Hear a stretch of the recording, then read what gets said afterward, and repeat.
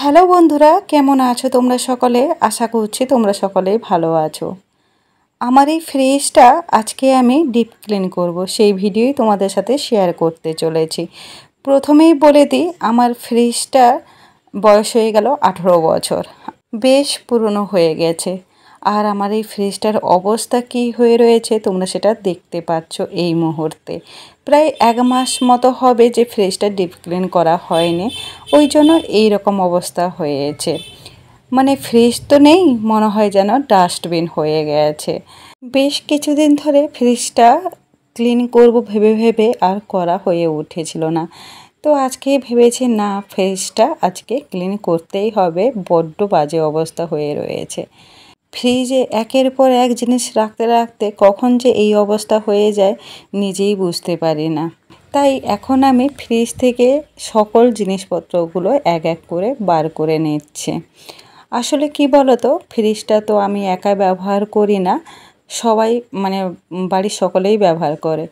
একটা জিনিস খেয়াল করলে দেখা যাবে, যে কোনো জিনিস যদি একার হাতে যত্ন নেওয়া যায় তাহলে কিন্তু সেই জিনিসটা পরিষ্কার পরিচ্ছন্ন থাকে, কিন্তু হাজারজন মিলে যদি জিনিসটা ব্যবহার করে সেক্ষেত্রে অতটাও পরিষ্কার পরিচ্ছন্ন থাকে না। তো যাই হোক, আর ফ্রিজ এমনই একটা জিনিস যে সকলেরই ব্যবহার করার মতোই। তো এখন ফ্রিজ থেকে সমস্ত হোল্ডারগুলো আমি এক এক করে বার করে নিচ্ছি। পার্টসগুলো খুলে নেওয়ার পর আমি এখানে একটা ক্লিনার জেল তৈরি করব, যেই জেলটা ফ্রিজের আঁশটেনি দুর্গন্ধ কাটিয়ে দিয়ে একটা সুগন্ধ দিতে পারবে। ফ্রিজ পরিষ্কার করার জন্য আমি এখানে এক ধরনের ক্লিনার তৈরি করে নেব। একটা বাটি নিয়ে নিয়েছি, তার মধ্যে কিছুটা পরিমাণ ভিনিগার নিয়ে নিলাম, আর তার সাথে কিছুটা পরিমাণ ভিম লিকুইড জেল নিয়ে নিলাম। অবশ্যই তোমরা তোমাদের পরিমাণ মতো নিয়ে নেবে। আর এখানে 1 চামচ বেকিং সোডা দিয়ে দিচ্ছি। বেকিং সোডা দেওয়ার সঙ্গে সঙ্গে ফেনা মানে বুদবুদ করে উঠছে। আর নিয়ে নিয়েছি লেবু। আমি এখানে গন্ধরাজ লেবু নিয়ে নিয়েছি যাতে স্মেলটা ভালো আসে। তোমরা পাতিলেবুও নিতে পারো। অ্যাকচুয়ালি আমাদের বাড়িতে পাতিলেবু ছিল না, গন্ধরাজ লেবু ছিল, তাই গন্ধরাজ লেবুই নিয়েছি। আর তার সাথে কিছু বলতে 1 গ্লাস মতো জল অ্যাড করে দিলাম। ব্যাস, আমার ক্লিনারটা তৈরি হয়ে গেছে। এখন এই ক্লিনার জেলটা আমি কিছুটা পরিমাণ এই কুলিং বোতলের মধ্যে ভরে নেব, আর কিছুটা পরিমাণ বাটিতে রাখবো। বাড়িতে আমি এইভাবে একটা ক্লিনার জেল তৈরি করে সব সময়ের জন্য বোতলে ভরে রেখে দিই। তো শেষ হয়ে গেছিলো, ওই কারণে আমি একটু বেশি করে ক্লিনার জেলটা করে নিলাম। কারণ এই ক্লিনার জেলটা এতটাই কার্যকর যে কী বলবো, নিজের চোখে না দেখলে বিশ্বাস করা যাবে না। রান্নাঘরে তেল চিটে দাগ বলো, ফ্রিজ বলো, মিক্সার গ্রাইন্ডার বলো, যে কোনো ইলেকট্রিক জিনিস বলো বা যাই কিছু বলো না কেন, সব কিছুতে যদি একটুখানি স্প্রে করে একটা কাপড় দিয়ে মুছে নেওয়া হয় তাহলে দেখবে সঙ্গে সঙ্গে পরিষ্কার হয়ে যায়। বিশেষ করে তেল চিটে দাগ তো এত সুন্দর মানে পরিষ্কার হয়ে যায়, কি বলবো। ওই জন্য আমি বাড়িতে এই জেলটাই ব্যবহার করে থাকি, ওই জন্য সবসময় তৈরি করে ওই বোতলের মধ্যে ভরে রাখি। বাটিতে যে ক্লিনার জেলটা ছিল, ওই ক্লিনার জেলটা দিয়ে আর একটা ওয়াইপ দিয়ে আমি ভালো করে এই কাঁচের হোল্ডারটা পরিষ্কার করে নিলাম। ওয়াইপটা বেশ নরম জিনিস তো, আর ওটাতে কাঁচের জিনিসটা পরিষ্কার করলে বেশ সুন্দরভাবে পরিষ্কার হয়ে যায়। তোমরা চাইলে একটা নরম সুতির কাপড় নিয়ে নিতে পারো, বাট আমি ওয়াইপ দিয়েই এটা পরিষ্কার করি। বেশ ভালোভাবেই পরিষ্কার হয়ে গেছে, তোমরা সেটা দেখতে পেলে। শুধু একটুখানি বুলিয়ে নিলাম, তাতেই বেশ সুন্দর করে পরিষ্কার হয়ে গেছে। এখন ফ্রিজের নিচের পোর্শনটাতে পুরো চারিদিকে ওই ক্লিনার জেলটা বেশ ভালো করে দিয়ে দিলাম, স্প্রে করে দিলাম। প্রত্যেকটা কোনায় কোনায় আমি স্প্রে করে নিয়েছি বেশ ভালোভাবে। আসলে কি বলতো, ফ্রিজে কোনায় কোনায় ওই কালো কালো মতো স্পট পড়ে যায়, ওই জন্য বেশ ভালো করে মুছে নিতে হয়। আমি একটা নরম কাপড়ও নিয়ে নিয়েছি, এবারে সেই কাপড়টা দিয়ে বেশ ভালো করে কোনায় কোনায় মুছে নিচ্ছি যাতে একটুও ময়লা না থাকে। তবে জানো তো, আমাদের ফ্রিজটা তো বহু পুরনো, তাই ফ্রিজে কিছু কিছু জায়গায় লাল দাগ বা হলুদ দাগ পড়ে গেছে। ওই দাগগুলো মানে ওঠেই না। আমি অনেক চেষ্টা করেছি কিন্তু কোনো রকমভাবে আমি তুলতে পারছি না, আর ওটা তোলা সম্ভবও নয়। আসলে কি, ফ্রিজটার বয়স তো বেশ কয়েক বছর হয়ে গেছে, বহু পুরনো। আগে কে কেমন এর যত্ন নিত বা কীভাবে ক্লিন করতো সেটা আমার ঠিকমতো জানা নেই, কিন্তু আমার বিয়ের পরে আমি এইভাবে করে যত্ন করে রেখেছি। আর যে কোনো জিনিস পুরনো হয়ে গেলে সেই জিনিসটা যে নতুনের মতো চকচক হবে সেটা কিন্তু নয়। যতই পরিষ্কার করো যাই করো না কেন, কিছুটা হলেও দাগ পড়বে।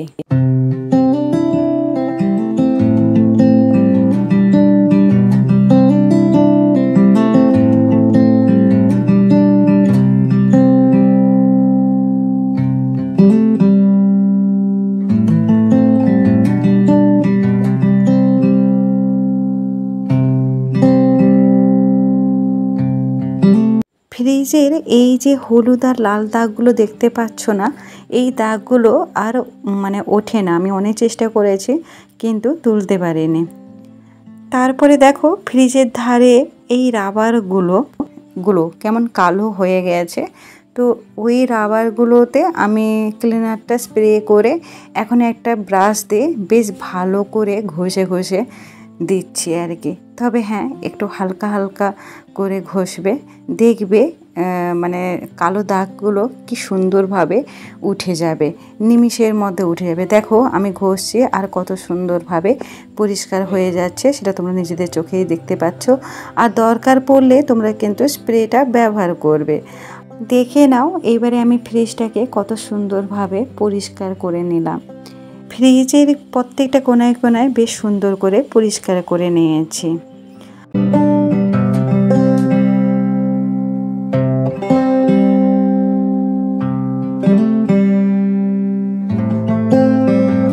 আর এই ফ্রিজের ধারে রাবারটার অবস্থা কি হয়েছিল তোমরা দেখতে পেয়েছিলে, একদমই কালো হয়ে গিয়েছিল। দেখো কি সুন্দরভাবে আমি পরিষ্কার করে নিয়েছি, একদম সাদা হয়ে গেছে, বেশ সুন্দর করে পরিষ্কার করে নিয়েছি, একটুও আর ময়লা নেই কোথাও।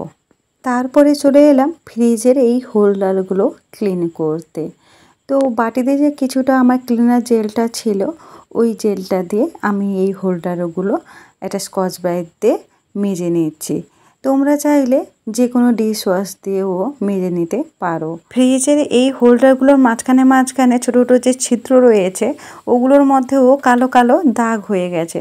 তো বেশ ভালো করে সাবধানে আমি মেজে ঘষে নিয়ে এখন ধুয়ে নিচ্ছি।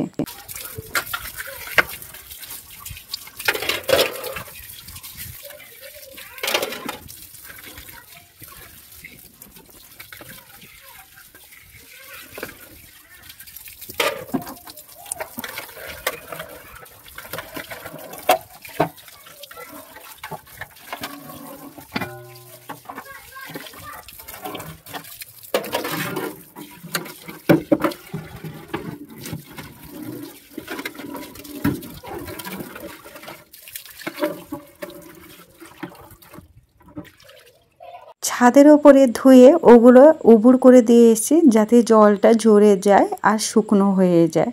তারপরে আমি নামিয়ে নিয়ে এসে হোল্ডারগুলো লাগিয়ে নেব। এখন আমি ফ্রিজের বাইরের দিকে ওই ক্লিনার জেলটা স্প্রে করে নিলাম বেশ ভালোভাবে। এইবারে আমি কাপড়টা দিয়ে চারিদিকে বেশ সুন্দর করে পরিষ্কার করে নিচ্ছি। বিশেষ করে এই হাতলের কাছে মানে কেমন একটা কালো মানে দাগ হয়ে গেছে। তোমরা হয়তো সেটা লক্ষ্য করেছো, ভিডিও শুরুতে দেখবে হাতলের কাছে কেমন একটা কালো দাগ হয়ে গেছিলো। এখন দেখো যেই একটু মুছে নিলাম, কালো দাগটা আর একটুও নেই, একদমই পরিষ্কার হয়ে গেছে। জানো তো আমাদের এই ফ্রিজটার বয়স তো অনেক দিনে হয়ে গেল, বললামই তো 18 বছর, কিন্তু তবুও এই ফ্রিজটা মানে কি খারাপ হয়নি, কিছুই হয়নি, বেশ ভালোই রয়েছে। আমার বিয়ের পরে আমি একবারই দেখেছি এই ফ্রিজটা খারাপ হতে, তার আগে হয়েছে কিনা আমি জানি না। বিয়ের পরে একবার খারাপ হয়েছিল বলতে জল পড়তো কন্টিনিউয়াসলি, তাই জন্য সারাতে দেওয়া হয়েছিল। আর এই ফ্রিজটা কালারও করা হয়েছে, এর আগের কালার আলাদা ছিল আর তারপরে কালার করা হয়েছে। তো যাই হোক, ফ্রিজটা যে অবস্থা এখন ভালো আছে তাও নেই, মানে জল এখনও পড়ছে, বেশ কয়েক মাস ধরে দেখছি। ফ্রিজটা চেঞ্জ করতে হবে আসলে, সেই সময়টা এখনও হয়নি, করব আস্তে আস্তে করে। তো যাই হোক, অনেক কথা বলে নিচ্ছি। তো এখানে দেখো ফ্রিজের ওপরটাও পরিষ্কার করে কভারটা পাতিয়ে নিলাম। তার উপরে আমি একটা ফ্লাওয়ার ভাস, খ্রিস্টমাস ট্রি আর দুটো বিস্কুটের কৌটো রেখে দিলাম। ব্যাস, ওপরটা গোটানো হয়ে গেছে। এবারে আমি ছাদ থেকে সমস্ত হোল্ডারগুলো নিয়ে এসে এক এক করে লাগিয়ে নিচ্ছি।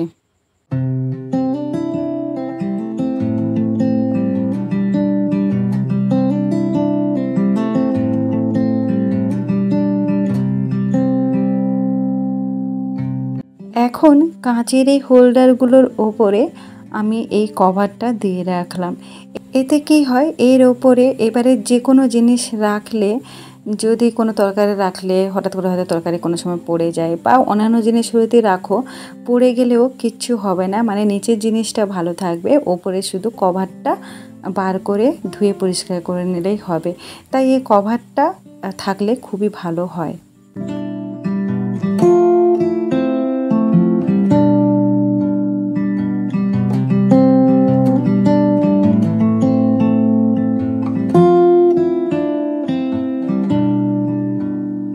আমরা সকলেই জানি ফ্রিজে দুর্গন্ধ কাটানোর জন্য এক টুকরো লেবু রেখে দিতে হয়।